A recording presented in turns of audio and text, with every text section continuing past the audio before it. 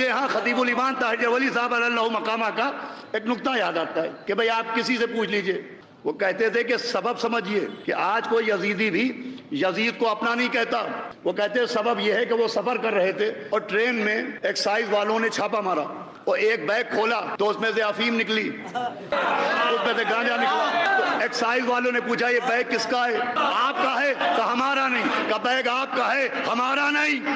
तो फरमाते थे भाई किसी का तो था वरना आया कैसे? भाई यजीद किसी का तो था वरना तक आया कैसे? लेकिन कोई नहीं कहता यजीद हमारा।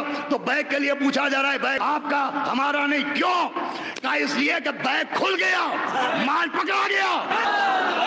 भाई मौला हुसैन ने यजीदियत के बैग को खोल दिया, माल पकड़ा गया तो कोई अपने को यजीदी नहीं कहता। अरे सकीफा का बैग खुलने दीजिए।